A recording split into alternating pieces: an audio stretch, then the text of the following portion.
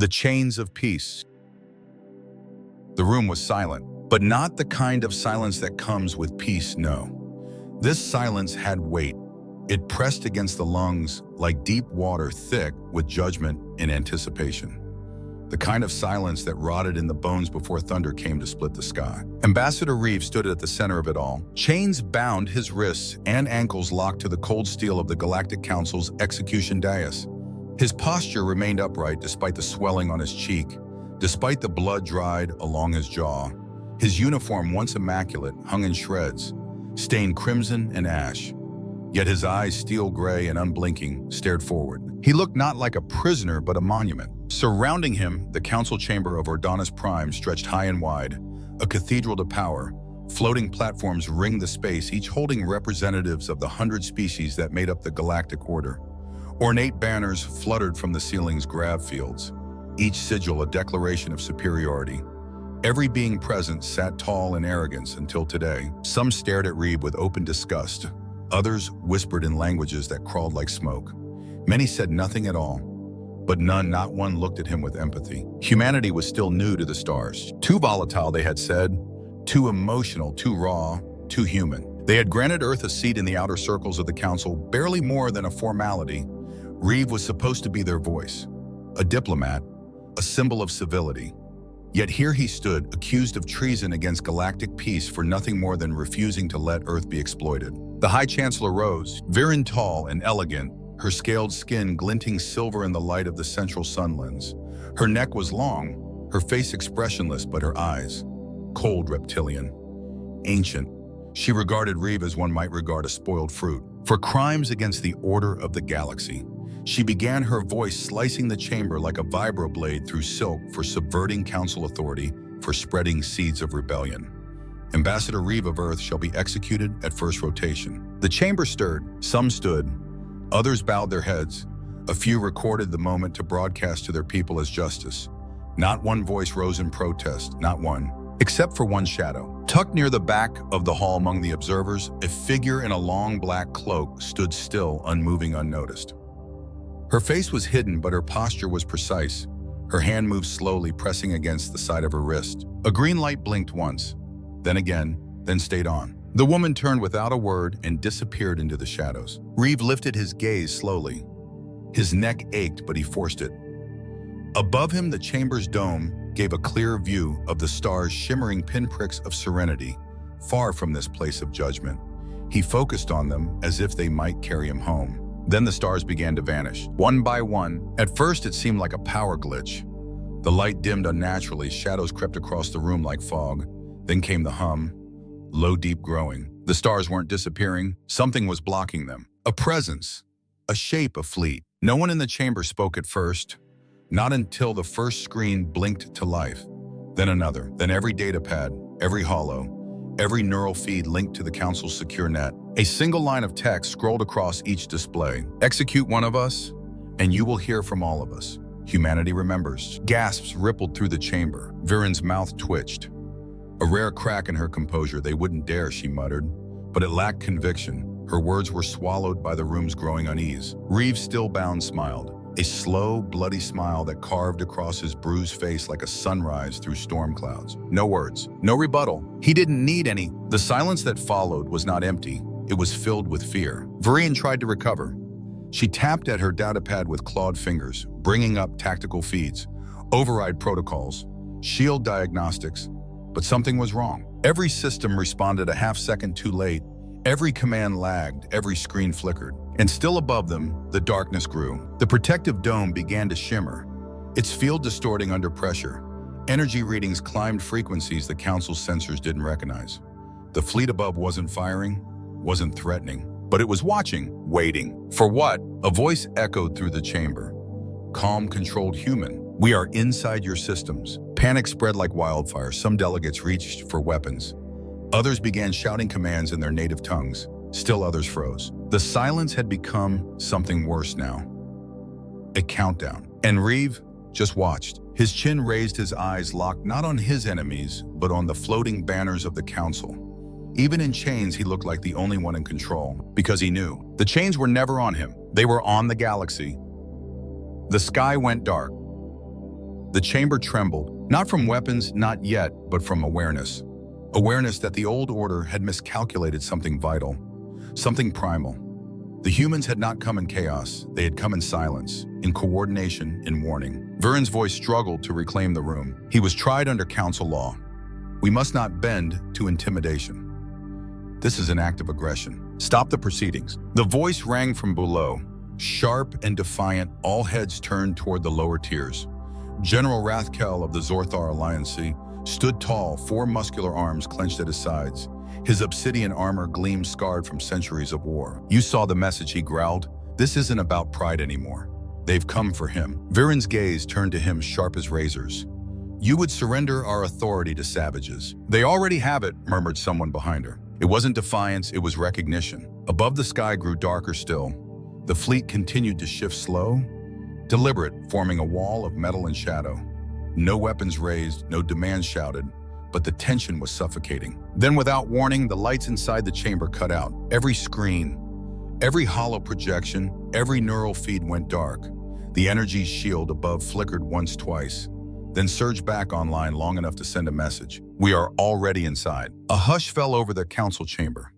Not reverent, not solemn, terrified. And in that heavy pause, the cloaked woman returned. She emerged from the shadows at the back of the chamber and walked forward without fear. No one stopped her, no one could. As she moved down the central aisle, the guards raised their weapons, but before they could fire, a voice echoed from every speaker. Stand down, she is not alone. The guards froze, their neural implants sparked. One stumbled, eyes wide in panic. Another dropped his rifle, clutching his head.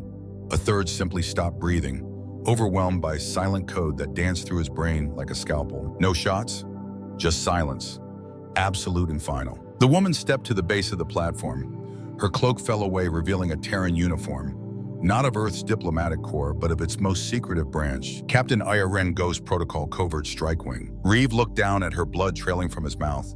His chains glowed faintly as her eyes met his. She nodded once, so did he. Viren's voice cracked. This is a breach of interstellar law. Humanity will face consequences. You already killed the law when you tortured him, Aya said, still facing Reeve. Her voice was calm, but each word cut like orbital fire. You called it peace, but it was punishment for defiance, for spine. We don't follow tyrants. She raised her wrist. You executed a peace envoy, she said louder, now voice reaching the far walls.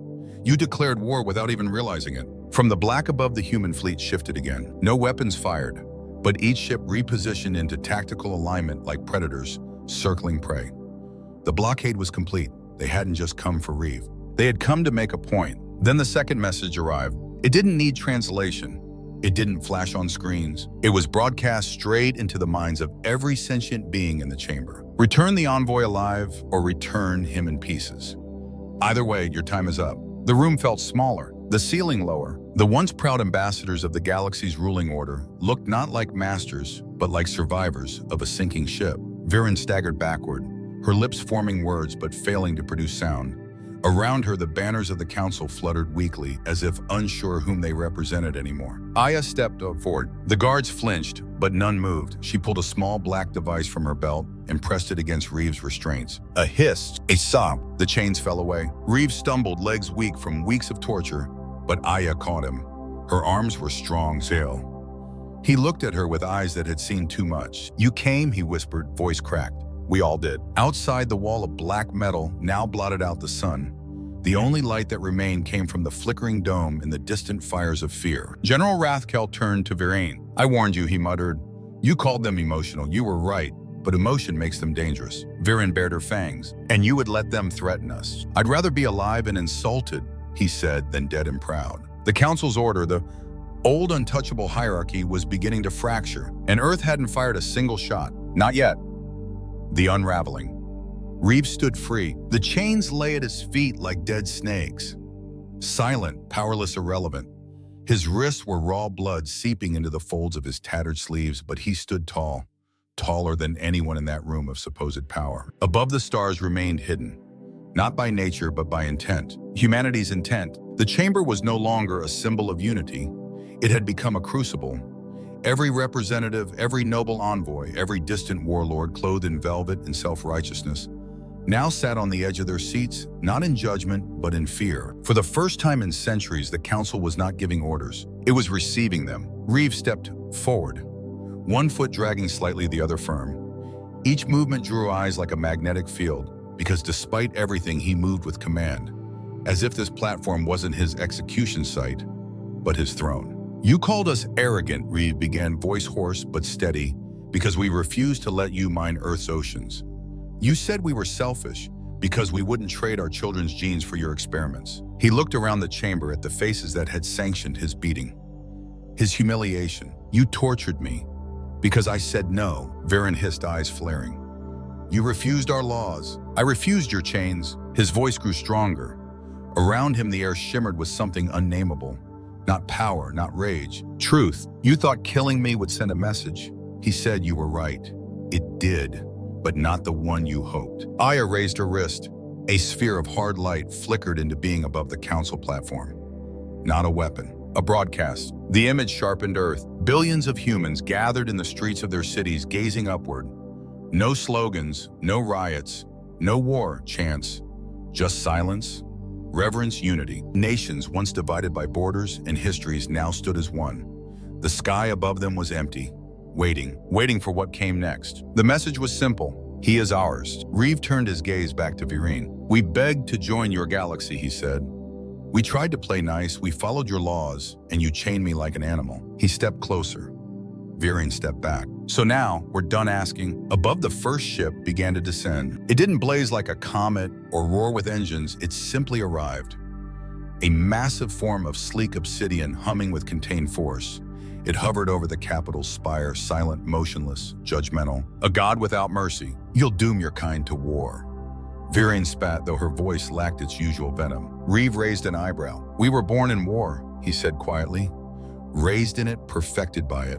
We don't fear it like you do. Aya stepped forward, now facing the room. Her voice carried not with volume, but with certainty. Choose, she said.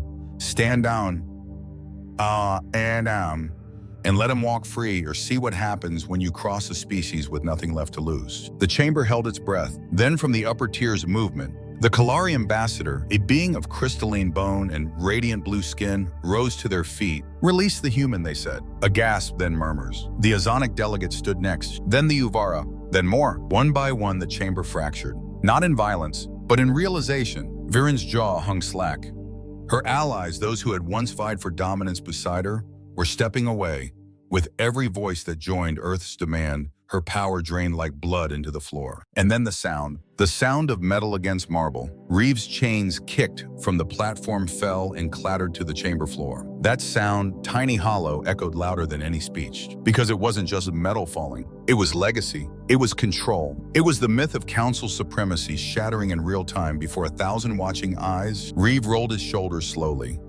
The ache in his muscles told a story of pain, of darkness, of a man who had stared into the abyss and refused to bow. He didn't win, he endured. That was enough. Aya stepped beside him, eyes scanning the delegates with surgical precision. Her voice, now projected through the chamber's full audio grid, became law. Anyone who lays a hand on the Envoy again, she declared, will be considered an enemy of Earth. She let that sit for a moment, then added, and enemies of Earth don't last long anymore. The message was clear, and the Council had received it. The galaxy had changed, not with fire, not with conquest, but with one man's silence, one woman's resolve, and a fleet that blocked out the stars. Phase 2. Collapse without fire. The stars did not return. The human fleet remained a wall of matte black hulls and humming dread, blocking not just light but certainty. They didn't fire. They didn't move. They simply existed like an inevitability hanging above the planet's throat. Inside the council chamber, silence held court. Viren had said nothing in minutes. Her datapad still blinked weakly in her hands, a useless talisman. She tapped it once more desperately, but the screen responded with static and an error code in a language not hers. Council systems had never used Earth dialects before. Now they did. Reeve stood tall beside Aya, breath steady, despite the bruises lining his ribs. Behind them, the floating projection of Earth still shimmered in the air. Its people remained united, patient, watching. Aya glanced at her captain. It's time. Reeve gave a nod. Aya turned her wrist device and tapped in a new code. Across the Galactic Council's infrastructure, lights flickered. First, the comm channels, then the data hubs. Then the satellites orbiting Ordonis Prime began to rotate out of sync, their telemetry spinning erratically before locking into new positions. Angles optimized not for galactic communication, but for Earth's private frequencies. No shot fired, just a soft hum. Then every banking terminal across the mid-systems failed. Not crashed, failed. Passwords rejected, neural tokens voided, entire economic blocks locked out of their own wealth. Within minutes, thousands of transactions halted midstream. Shipping fleets stopped dead in warp corridors. Trade routes blinked offline. A new message appeared on Council networks. This is not conquest. This is correction. Inside the Revenant Earth's flagship in orbit, the command deck glowed with cascading data. Terran coders, analysts, and AI interface officers worked in utter calm. No orders barked. No panic. This was not improvisation. It was orchestration. Earth hadn't just come to the table with ships. They had come with access. Decades of being underestimated had allowed them to infiltrate the Council's very nervous system. Quietly, patiently. Line of Terran code here. A security patch. There, always unnoticed, always dormant. Until now, Phase 2 fully engaged, Aya reported. Core systems compromised. 17 AI nodes rerouted to Terran oversight. Reeve stood in the center of it all. Unmoving eyes fixed on the holo display, showing blinking sectors going dark. He didn't smile. There was nothing joyful about this, only necessity. They thought this was about power, he said quietly. Aya turned her eyes to him. Isn't it? No, Reeve replied. It's about humiliation. They didn't just chain me, they broadcast it. They made it a lesson, a warning to every species watching. He looked up. So now we're giving them a better one. Back in the Council, Viren and his supporters began to fracture further. The ISIC delegation, known for their logic and neutrality, started broadcasting emergency mind links to their homeworld. The Kari's 7 eyes blinked out of sync, a biological sign of fear. No one wanted to speak. No one wanted to be remembered as the next voice that defied Earth. And Earth hadn't even touched a weapon yet. The fall didn't come with fire. It came with infrastructure. Across the mid-rim colonies, Council-owned defense satellites began to malfunction. Some powered down. Others turned inward, locking their own fleets in hangars. Civilian transports stalled in space as jump beacons stopped responding. And every override attempt rerouted to a single location Earth. On the Revenant, Reeve watched the galactic map bloom with disruption. Red zones Council controlled shrunk blue zones. Earth aligned, expanded not by force but by compliance. Trade federations submitted petitions to shift under Earth's economic protocols. Mercenary factions pledged allegiance in exchange for stable system security. Even former rival species sent encrypted messages. We seek dialogue, we seek protection. Aya looked at him from across the deck. We're shutting down their spine, she said, almost reverently. How long before they start eating each other? Reeve didn't answer immediately. His gaze lingered on a sector near the core Cathera, one of the Council's wealthiest planets. Its public feeds had gone dark, then flickered back online, not with Council announcements, but with protests. Alien voices chanting in hundreds of dialects. Some held signs, others wielded torches, but all screamed the same message. No more chains, no more lies. Reeve exhaled slowly. They already are. The screen zoomed out. Across 4 systems, riots had broken out. Not against Earth, not even against humanity, but against the Council. The unthinkable had become real. Viren, watching this unfold from the inner sanctum of the Council Tower, looked like a ruin. Her silver-scaled skin dulled to pewter. Her hands trembling as she issued orders that no one followed. They call him a hero, she whispered to no one, her voice brittle. They think Earth has saved them. From the shadows, General Surak, her last loyal war minister, clicked his mandibles in restrained agreement. The weak always cling to the loudest voice. Right now, that's Earth. Viren turned slowly. There was something in her eyes now. Not rage, not fear. Obsession. Then we silence it. She moved to a console and entered a command. A section of the floor hissed open, revealing a stasis pod. Within it floated a figure bipedal human in shape, wrapped in biowires and neural conductors. Its chest rose and fell, shallowly. Surak recoiled. What is this? Viren stepped forward, her tone now acidic. A soldier from the early Earth expansion, captured unbroken. We rewrote him. You made a weapon, Surak said. Viren smiled without warmth. No, I made a message. And far away aboard the Revenant, Reeve looked into the stars, unaware that his people's greatest threat had once been one of their own. A weapon reforged. The outpost burned. Smoke coiled into the cold air of the Curvos system, lit by flickering plasma fires that danced along the ruins of what had once been a peaceful Terran research hub. Twisted metal jutted from the ground like the ribs of a dead god. Human bodies lay in silence, armor, charred visors cracked open, the light gone from their eyes. And at the center of the carnage stood a figure. It was tall, armored in obsidian plates that pulsed faintly with internal energy. The helmet covered its face, but each mechanical breath hissed through the mask with deliberate menace. Slow inhales, slower exhales like a predator, savoring the stillness after the hunt. It didn't speak. It didn't need to. Behind it, scorched into the wall of the command bunker in seared plasma, were 4 words. Earth is not invincible. On the bridge of the TSV Revenant, the image froze. Pause, Reeves snapped. The holofeed stilled, capturing the intruder mid-step, backlit by fire shadowed and terrifying. Isla Intelligence Chief of Ghost Protocol zoomed in. The figure was humanoid, moved like a Terran, fought like one too, perhaps better. But something was wrong. The stance was off. The twitch of the hands was too sharp. The glow under the armor was wrong. "Is that one of ours, security officer?" asked her voice a whisper. "No," Aya said. "That's one of theirs." More alerts flooded the command feed. Remote colonies hit diplomatic posts, gutted research centers, destroyed, each one surgical, fast, untraceable, and always the same silhouette, or one just like it. It wasn't rebellion. It was a campaign. "She's trying to restart the war," Aya said. Reeves stood slowly, tension crackling through every healed bone. He looked not at the map, but at the data beneath it. Strategies too human to be alien and too cruel to be human. "She didn't disappear," he said. "She planned." Aya's jaw clenched. "What do we do?" Reeve didn't hesitate. "We end this." Orders rippled through the Terran chain of command, cold and surgical. No speeches, no diplomacy, no ultimatums. The hunt began. Strike Group Theta mobilized. Within the hour, stealth-class destroyers black-hulled and drift silent. The Revenant led them into Slipstream, a dagger aimed at the throat of the unknown. Their destination, Valthera, a system unlisted, unmapped, cloaked in radiation fields and ancient stellar debris, a place forgotten by time except by the monsters who chose to hide there. Dominion signatures confirmed energy spikes consistent with Black Core dreadnoughts. One in particular, massive pulsing scarred. Varane's last citadel. "She's running it off Dominion tech." Aya reported bioreactive alloys, adaptive AI neural field dampeners. "It's a fortress." "And the soldier?" Reeve asked. "We ran genetic trace. It's Terran. One of our Marines MIA 5 years ago. They didn't kill him. They repurposed him." Reeves' voice was low, like the first tremor before a quake. "Then we burn it down." Hours later, aboard the drop bay of the Revenant, Reeves suited up. His armor clamped over scars not yet healed.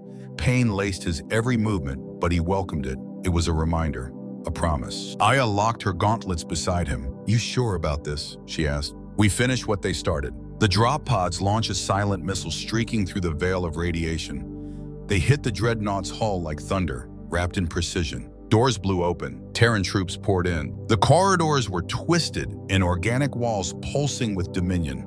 Biotech lights flickered green, casting shadows that shifted like liquid. The air was thick, oily, metallic, unnatural. Then the enemies came, humanoid, fast, wrong. They moved like elite Marines, but they screamed like broken things. Their armor was fused to flesh. Their eyes glowed dead and brilliant. They fought without fear. But Earth had trained for this. The first wave fell. Then the second. Reeve carved a path through the madness, his blade singing. He was a blur of fury, his team moving in unison, a machine of vengeance. They reached the core, and there waiting stood him. The weapon, the lost soldier. The mask hissed with each breath. The body twitched as if its muscles fought against their own orders.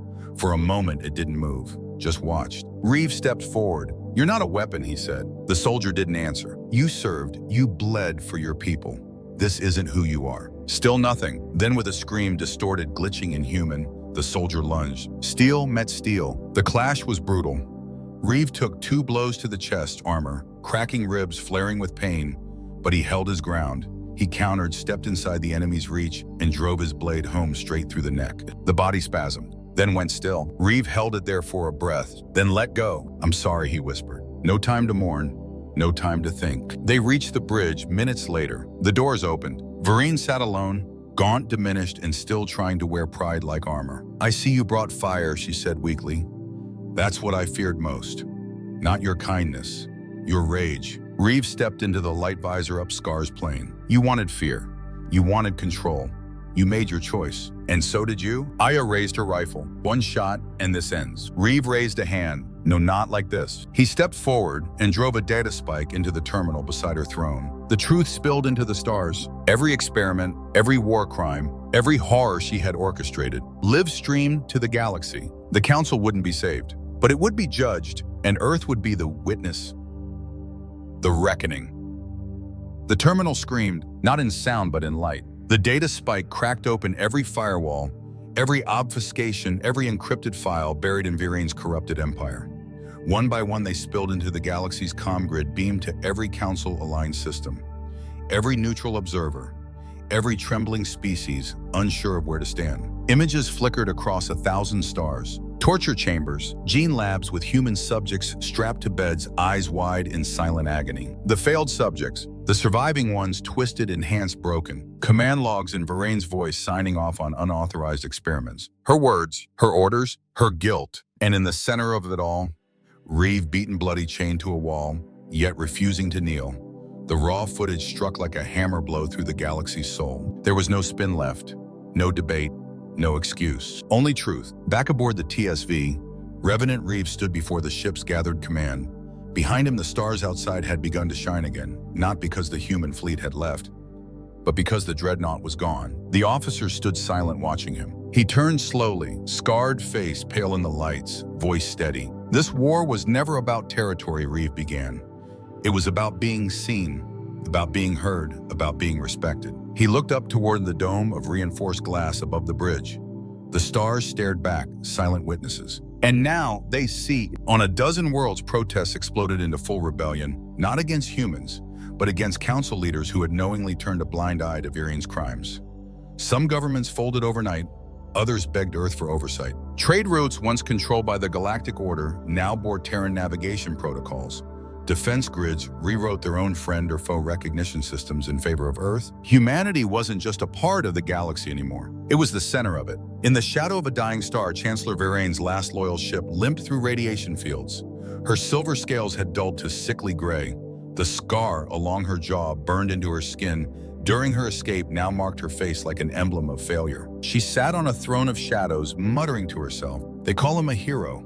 Fools. General Surak stood nearby, mandibles clenched. You made him one, he said quietly. She didn't answer. Instead, she turned to the last stasis pod. The final weapon. The creature inside still pulsed, still clung to life. Her last hope, her final sin. Meanwhile, on Earth, Reeve's face now lit up every major skyline. Hollow statues of him standing unbroken were projected across capitals. In schools, children reenacted his defiance. In council halls, former enemies debated how to restructure the galaxy around humanity's example. But not everyone knelt, not everyone surrendered. And Earth knew that. Inside the Revenant's war room, Reeve and Aya stood over a tactical map of galactic space. Red Zone's former council territory flickered as alliances shifted like sand. The Exan Confederacy just opened a cultural exchange program, Aya noted. That's unexpected. Reeve gave a faint smile. From prisoners to professors, he said, but the moment faded fast. A sudden blare echoed through the room, an unauthorized transmission cutting across secure Terran channels. They froze. The screen flared to life. It wasn't Virane. It was worse. A Terran outpost somewhere deep in the frontier. Fire. Ash human bodies shredded and discarded like broken dolls. And at the center, the weapon. One of the enhanced soldiers, maybe the last, maybe the first, standing over the carnage, breathing, watching. No speech, no demands.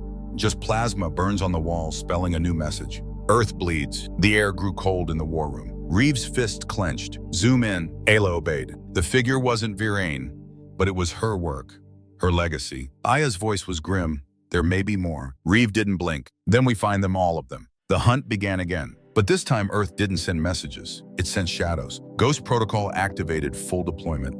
Covert strike teams slipped through jump gates, tracking corrupted Terran DNA across the stars. Back on Vale Thera, after hours of cleanup, Reeve returned to the ruined throne room. Aya waited for him there, staring at the terminal still humming with transmitted data. Half the galaxy is watching, she said, waiting for your next move. Reeve looked down at the shattered control panel. They're not watching us, he said. They're watching themselves for the first time in 1,000 years. He looked to Aya, voice low. What happens next isn't about vengeance anymore. She raised an eyebrow. Then what is it about? He turned away. Redefinition. A week later, a private signal came through. The source, Isilana Council. Elder, ancient, neutral, respected even by her enemies. Her face shimmered into view. Misty, spectral, translucent like fog. You have broken the back of a 1,000-year order, she said softly. Reeve folded his hands behind his back. I didn't break it, he replied. I exposed how fragile it really was. She nodded slowly, gravely. Then let us speak plainly, she said. We want peace, but we do not want to be ruled. Neither do we. Reeve said, we want a seat, a voice. A place where being human doesn't mean being punished for having a spine. There was silence. Then the elder offered the unthinkable. Help us rebuild. Aya tensed beside him. It could be a trap? Reeve shook his head. No, this is surrender dressed as diplomacy. He leaned toward the transmission. We'll help, but under our terms. Then speak them. Reeve didn't hesitate. Transparency, equal representation for emerging species, protection for frontier worlds, a unified defense network not controlled by any one race, not even Earth. Even Aya blinked at that. Isilon smiled thin and knowing, spoken like a true leader. The transmission ended. Aya looked at him. You trust her. No, Reeve said, but I trust the galaxy has seen what we're capable of. He looked out the viewport into the stars. And I trust they'd rather sit beside us than stand against us. What comes next? The galaxy didn't fall apart all at once. It splintered. Days after Isilon's call, the Council's power fractured like shattered glass. Some worlds declared independence. Others pledged themselves to Earth's oversight, willingly grateful, afraid, or both. Trade resumed, now routed through Terran systems. Smuggling and piracy collapsed. Peace didn't return in celebration, but in stunned, fragile silence. Earth had become the gravity well of a new order, but in the shadows of fading empires, danger still stirred. In a hollowed moonbase orbiting a dying star, Virane moved through dark halls, her body weakened, her pride gone, but not her hatred. Around her, remnants of dominion tech hummed in low predatory tones. Her last card lay dormant in a stasis chamber. Human altered, unaware of what it had been made into. It's not over, she whispered to the dark. And the dark whispered back aboard the TSV Revenant. Reeve stood alone in the observation deck, eyes fixed on the stars. They seemed brighter now, but he knew better. They weren't glowing with hope. They were watching. Behind him, Aya entered quietly. No threats for the last 10 hours, she said. No riots, no sabotage. First time that's happened in weeks. Reeve nodded calm before the next storm. She leaned on the railing beside him, maybe. Or maybe the galaxy finally understands. He didn't answer at first, just watched the distant shimmer of Terran ships holding formation in the void. They used to say we were dangerous because we were emotional, he said, because we fought for pride, for principle, for each other. She smiled faintly.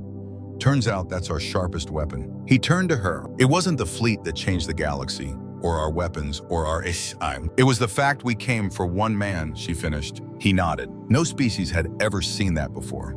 And now they'll never forget. A soft chime interrupted them. A message simple and clean flashed across the Revenant's main display. All systems stabilized, Galactic Accord, pending reconstruction, designation Earth.